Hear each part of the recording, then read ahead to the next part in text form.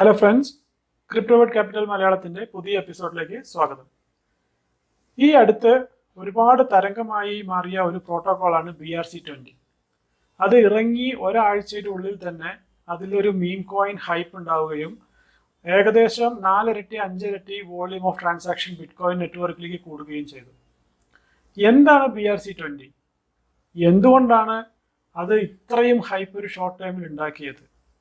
And most importantly next ബുൾറണ്ണിലെ അതിൻ്റെ പ്രാധാന്യം എന്താണ്?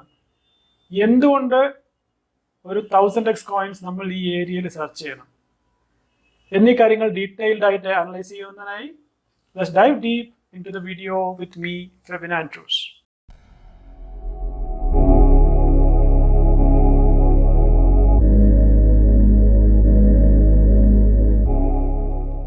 ഈ വീഡിയോയിൽ പറയുന്ന കാര്യങ്ങൾ തികച്ചും എഡ്യൂക്കേഷനും എൻ്റർടൈൻമെൻറ്റിനും വേണ്ടി മാത്രമുള്ളതാണ്.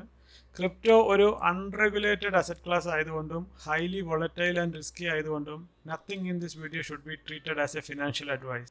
എന്താണ് BRC20 ടോക്കൺസ്? ഈ അടുത്ത കാലത്ത് ബിറ്റ്കോയിൻ നെറ്റ്വർക്കിൽ നടന്ന ഏറ്റവും വിപ്ലവകരമായ ഒരു കണ്ടുപിടുത്തമാണ് BRC20. Initially bitcoin network release ചെയ്തപ്പോൾ അതിന് ഒരേ ഒരു ഉദ്ദേശം മാത്രമേ ഉണ്ടായിരുന്നുള്ളൂ. അതായത് ക്യാഷ് ഓരോ പോയിന്റിൽ നിന്ന് വേറൊരു പോയിന്റിലേക്ക് ഇടയ്ക്കൊരു ഇന്റർമീഡിയറ്ററി ഇല്ലാതെ ട്രാൻസ്മിറ്റ് ചെയ്യുക എന്നുള്ളത്. അത് സക്സസ്ഫുൾ ആവുകയും ചെയ്തു. പക്ഷേ അതിൽ വേറെ കേപ്പബിലിറ്റീസ് ഒന്നും ഇല്ലാത്തത് കൊണ്ട് അതിൻ്റെ വളർച്ച അതോടുകൂടി നിന്നു. കൂടുതൽ ആൾക്കാർ ജോയിൻ ചെയ്ത് നെറ്റ്വർക്ക് സെക്യൂരിറ്റി കൂടിയെങ്കിലും അതിന് പുതിയ കേപ്പബിലിറ്റീസ് ഒന്നും വന്നില്ല. അവിടെയാണ് എത്തീരിയം പോലുള്ള നെറ്റ്വർക്കുകൾ പുതിയതായിട്ട് ഉണ്ടാവുകയും സ്മാർട്ട് കോൺട്രാക്ട് കേപ്പബിലിറ്റിയിൽ വന്നിട്ട് DeFi, NFT അങ്ങനത്തെ ഇന്നോവേഷൻസ് ഒക്കെ ഉണ്ടാക്കുകയും ചെയ്തു. അപ്പോൾ സെയിം കൺസെപ്റ്റ് എന്തുകൊണ്ട് ബിറ്റ്കോയിനിലേക്ക് ഇംപ്ലിമെന്റ് ചെയ്യാൻ പറ്റില്ല എന്ന് കുറേ നാളുകളായിട്ട് നടക്കുന്ന ഗവേഷണത്തിന്റെ ഫലമായിട്ടാണ് BRC20 റീസെൻ്റ്ലി ഇറങ്ങിയത്.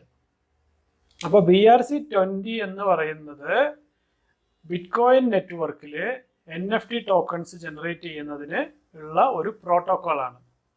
ഓക്കെ, അതിൻ്റെ കൂടുതൽ ഡീറ്റെയിൽസ് എന്താണെന്ന് നമുക്ക് വഴിയെ നോക്കാം. Similar to ERC20 token standard, ഇത്തീരിയത്തിൻ്റെ സ്മാർട്ട് കോൺട്രാക്റ്റിൻ്റെ ഉള്ളിൽ ഉപയോഗിക്കുന്ന ടോക്കൺ സ്റ്റാൻഡേർഡാണ് ERC20. അതിന് തുല്യമായിട്ട് ബിറ്റ്കോയിൻ നെറ്റ്വർക്കിൻ്റെ ക്യാഷ് ട്രാൻസ്ഫർ ചെയ്യുന്നത് കൂടാതെ കുറച്ച് എക്സ്ട്രാ ഫങ്ഷണാലിറ്റീസ് എനേബിൾ ചെയ്യുന്നതിന് വേണ്ടി ഇൻട്രൊഡ്യൂസ് ചെയ്ത സ്റ്റാൻഡേർഡാണ് BRC20. അതിൻ്റെ ഫുൾ ഫോം എന്ന് പറയുന്നത് ബിറ്റ്കോയിൻ റിക്വസ്റ്റ് ഫോർ കമൻറ്റ് എന്നുള്ളതാണ്. ഇത് ക്രിയേറ്റ് ചെയ്യുന്നത് ഡോമോ എന്ന് പറയുന്ന ഒരു അനോണിമസ് പ്രോട്ടോക്കോളാണ്.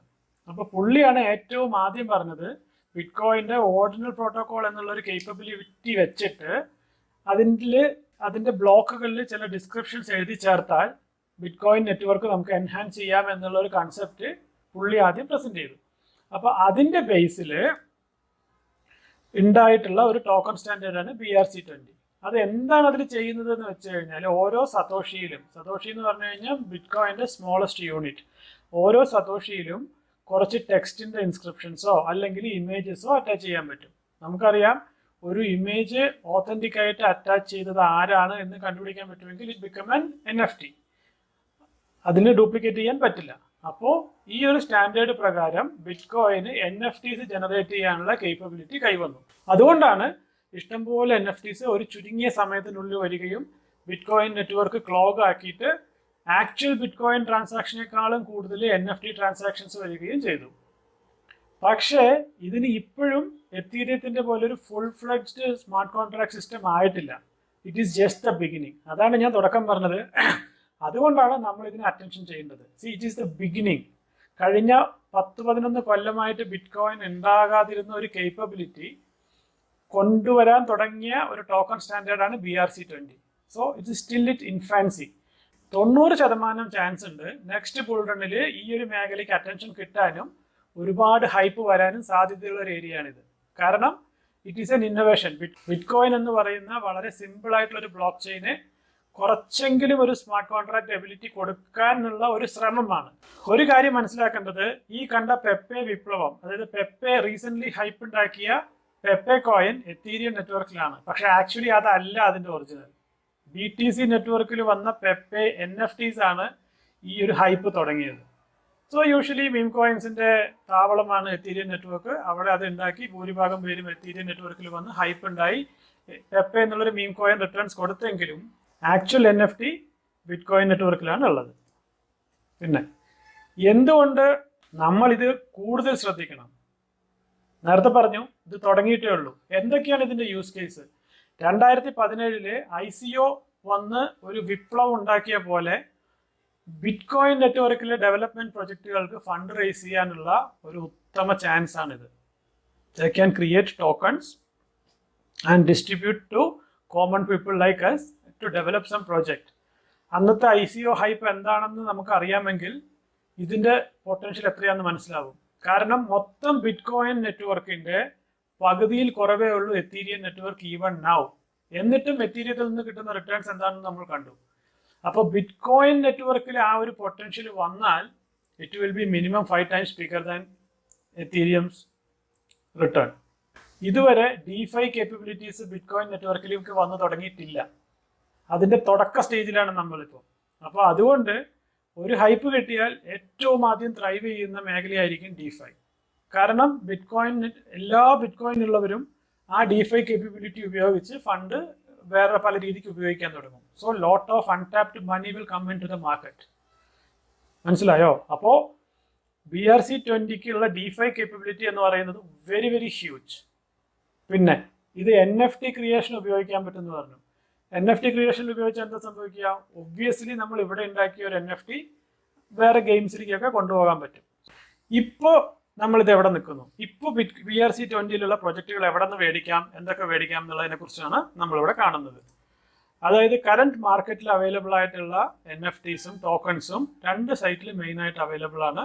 ഒന്ന് ordinalwallets.com എന്ന് പറയുന്ന സൈറ്റിലും രണ്ടാമത്തത് Unisats എന്ന് പറയുന്നതിലും. നമുക്ക് ഓർഡിനൽ വാലറ്റ്സ് ഒന്ന് പോയി ജസ്റ്റ് ഒന്ന് ചെക്ക് ചെയ്യാം. ഇതാണ് ഓർഡിനൽ വാലറ്റിന്റെ വെബ്സൈറ്റ്സ്. ഇതിൽ സ്ക്രോൾ ചെയ്ത് കഴിഞ്ഞാൽ നിങ്ങൾക്ക് ലേറ്റസ്റ്റ് ആയിട്ടുള്ള NFTസും പ്രൊജക്ട്സും ഒക്കെ കണ്ടുപിടിക്കാൻ പറ്റും. And if you want to buy, trade or mint, you can come here and check out different products. പിന്നെ BRC20 സെക്ഷനിൽ പോയി കഴിഞ്ഞാൽ BRC20 സ്പെസിഫിക് ആയിട്ടുള്ള ടോക്കൺസ് കാണാൻ പറ്റും.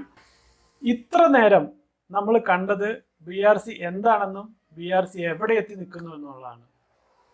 ഇനിയാണ് കഥ ആരംഭിക്കുന്നത്. Yes, DeFi capability bit coin നെറ്റ്വർക്കിലേക്ക് ഇൻട്രൊഡ്യൂസ് ചെയ്യാൻ പറ്റിയാൽ ഒരു ഹ്യൂജ് വോള്യൂം ഓഫ് മണി ഈ DeFiയിലേക്ക് വേണ്ടി ഇറങ്ങും. അതായത് ബിറ്റ് കോയിൻ ഓണേഴ്സിന്റെ കയ്യിലുള്ള ബിറ്റ് കോയിൻ ഇപ്പോൾ പ്രത്യേകിച്ച് ഉപയോഗമൊന്നുമില്ല. നമ്മൾ നേരത്തെ ഒരു വീഡിയോയിൽ കണ്ടു, അത് വെറും സ്റ്റോർ ഓഫ് വാല്യൂ ആയിട്ട് ഇരിക്കുകയാണ്. പക്ഷേ DeFi കേപ്പബിലിറ്റി വന്നാൽ അത് മുഴുവൻ മാർക്കറ്റിലേക്ക് വരും. അതിൻ്റെ ഒരു പർപ്പസ് 5 ഇരട്ടിയായിട്ട് മാറും. അപ്പം അതിനു വേണ്ടി ശ്രമിക്കുന്ന ചില പ്രൊജക്റ്റുകളുണ്ട്. അറ്റ് ദിസ് സ്റ്റേജിൽ ഞാൻ തെരഞ്ഞ് കണ്ടുപിടിച്ചിട്ട് എനിക്ക് 2 കിട്ടിയുള്ളൂ.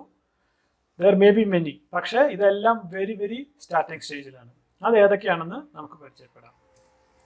ഒന്നാമത്തത് ഡെക്സ്. നമ്മൾ യൂണിസ്വാപ്പ് എന്ന് പറയുന്ന ഡെക്സ് എത്തീരിയത്തിൽ വന്നതിന് തുല്യമായിട്ടുള്ള പോയിന്റിലാണ് ഇപ്പോൾ ഈ ട്രസ്റ്റ്ലെസ് മാർക്കറ്റ് എന്ന് പറയുന്ന ഒരു വെബ്സൈറ്റ് ഉള്ളത്. ഇവർ യൂണിസ്വാപ്പിന്റെ സ്മാർട്ട് കോൺട്രാക്ട് കേപ്പബിലിറ്റിയും സ്വാപ്പിംഗ് ഫംഗ്ഷനാലിറ്റിയും എടുത്ത് ബിറ്റ് കോയിൻ നെറ്റ്വർക്കിലേക്ക് ഇംപ്ലിമെന്റ് ചെയ്യാൻ ചെയ്യുന്ന ഒരു ടീമാണ്. ഏറെക്കുറെ സക്സസ്ഫുൾ ആണ്. പക്ഷേ very very very beginning stage. High risk high reward. ഇത് ഇംപ്ലിമെന്റ് ചെയ്ത് കഴിഞ്ഞാൽ ബിറ്റ് കോയിൻ DeFiയിലത്തെ മൊത്തം വോളിയവും ഏറെക്കുറെ ട്രാൻസാക്ട് ചെയ്യുന്ന പ്രോട്ടോകോൾസിൽ ഒന്നായിട്ട് ഇവർ മാറും. First movers advantage. അതായത് കറന്റ് യൂണിസ്വാപ്പ് എങ്ങനെയാണോ എത്തീരിയത്തിൽ ഫസ്റ്റ് പൊസിഷനിൽ നിൽക്കുന്നത് അതിന് തുല്യമായിട്ട് മാറാൻ കപ്പാസിറ്റിയുള്ള പ്രോട്ടോകോൾസ് ആണ് ഇത്. രണ്ടാമത്തെ പ്രൊജക്ട് എന്ന് പറയുന്നത് ഇതേ കൺസെപ്റ്റിൽ തന്നെ വരുന്ന പക്ഷെ സ്ലൈറ്റ്ലി ഡിഫറെന്റ് ടെക്നോളജി ആയിട്ട് വന്നിരിക്കുന്ന ബിറ്റ് കോയിൻ സ്വാപ്പ് ആണ്. എന്തുകൊണ്ടാണ് ഇത് 555x റിട്ടേൺ തരുമെന്ന് പറയാനുള്ള കാരണം? ഇറ്റ് ലുക്സ് സോ ക്രേസി അല്ലേ? എനിക്ക് പ്രാന്താണെന്ന് വരെ നിങ്ങൾ ചിന്തിക്കുന്നുണ്ട്. ഏറെക്കുറെ പ്രാന്താണ്. പക്ഷേ എന്തുകൊണ്ടാണ് ഞാൻ അങ്ങനെ പറഞ്ഞത് എന്ന് പറയാനുള്ള കാരണം, ഈ കേപ്പബിലിറ്റി ഇവർ ആദ്യമായിട്ട് മാർക്കറ്റിൽ ഇൻട്രൊഡ്യൂസ് ചെയ്തപ്പോൾ ഇതിന്റെ പ്രൈസ് $0.27 ആയിരുന്നു. ഇപ്പോൾ അത് ഇത്രയായി ഇടിഞ്ഞു. Market conditions and it's a brand new technology. പുതിയ ആൾക്കാർക്ക് സംശയം, doubt and no bull market ഇടിഞ്ഞു. അപ്പോൾ ഈ ഒരു പ്രൈസ് അതിൻ്റെ ഓൾ ടൈം ഹൈ ആയ, അതായത് ജസ്റ്റ് 4 മാസം മുമ്പുള്ള പ്രൈസ് എത്തിയാൽ തന്നെ വി വിൽ ഗെറ്റ് 555x. പിന്നെ വേറൊരു കാര്യമുള്ളത്, all tokens are out. So demand വന്നാൽ അല്ലെങ്കിൽ എന്തെങ്കിലും ഒരു നരേറ്റീവ്, എന്തെങ്കിലും ഒരു ബൂം ഉണ്ടായാൽ price has to go up. And അപ്പോൾ സൈക്കോളജിക്കലി എല്ലാവരുടെയും റെഫറൻസ് പഴയ ഓൾ ടൈം ഹൈ ആയിരിക്കും. There is a fair chance it can reach there. പക്ഷേ ഈ ഇംപ്ലിമെന്റേഷൻ സക്സസ്ഫുൾ ആയില്ലെങ്കിൽ ദേ വിൽ ഫെയിൽ ഓൾസോ. കിട്ടി പോയ ചട്ടി, അത്രേ ഉള്ളൂ. നെക്സ്റ്റ് ബുൾ റണ്ണിനെ അടിമുടി ഇളക്കി മറിക്കാൻ കേപ്പബിലിറ്റിയുള്ള ഒരു കണ്ടുപിടുത്തമാണ് BRC20 എന്ന് നമ്മൾ കണ്ടു കഴിഞ്ഞു.